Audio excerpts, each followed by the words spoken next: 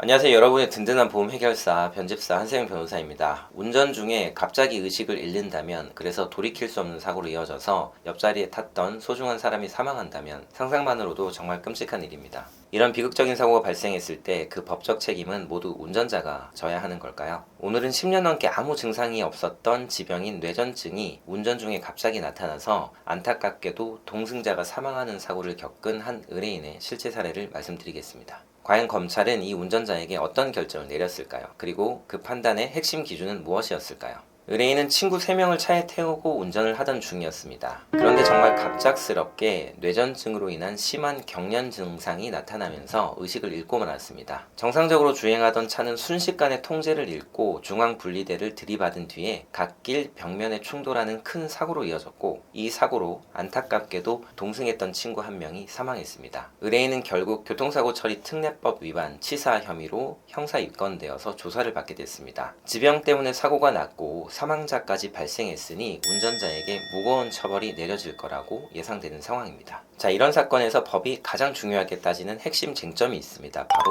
예견 가능성입니다. 예견 가능성이란 운전자가 운전대를 잡기 전에 내가 운전하다가 발작을 일으켜 사고를 낼 수도 있겠다라고 예측할 수 있었는지를 의미합니다. 만약 사고 발생을 전혀 예측할 수 없는 상황이었다면 운전자에게 과실이 있다고 보기 어렵기 때문입니다. 저희는 의뢰인에게 이 예견 가능성이 없었다라는 점을 증명하는 데 집중을 했습니다. 첫째, 의뢰인은 오래전부터 뇌전증 진단을 받았지만 의사의 처방에 따라서 약을 꾸준히 복용해 왔습니다. 그리고 가장 중요한 사실은 최근 10년 동안 단 한 번도 경련이나 발작 증상이 없었다는 것입니다. 두 번째로, 사고가 나기 바로 전날 저녁과 당일 아침에도 뇌전증 약을 빠뜨리지 않고 복용한 사실이 확인됐습니다. 세 번째로, 사고 당시 함께 탔던 다른 친구들도 의뢰인이 정상적으로 운전을 하다가 갑자기 경련을 일으키며 의식을 잃었다라고 일관되게 진술을 했습니다. 이 모든 것은 의뢰인 스스로도 다른 누가 봐도 사고를 전혀 예측할 수 없었던 갑작스러운 상황이었음을 보여주는 강력한 증거들이었습니다. 최종적으로 검찰은 의뢰인의 교통사고 치사 혐의에 대해서 혐의 없음, 증거 불충분 처분을 내렸습니다. 사고에 대한 운전자의 과실을 인정할 증거가 부족하다라고 본 것입니다. 자, 이 사건은 운전자에게 지병이 있다는 사실만으로 모든 사고의 책임을 물을 수는 없다라는 것을 알려줍니다. 법은 예견할 수 없었던 불행과 부주의로 인한 과실을 엄격하게 구분하기 때문입니다. 사고 자체는 너무나 안타까운 비극입니다. 하지만 그렇다고 해서 억울한 형사처벌까지 받는 일은 없어야겠습니다. 여러분, 예측 불가능한 교통사고로 법적인 분쟁에 휘말리셨다면 반드시 전문가와 함께 현명하게 대응하시기 바랍니다. 이상 변집사 한세영 변호사였습니다. 감사합니다.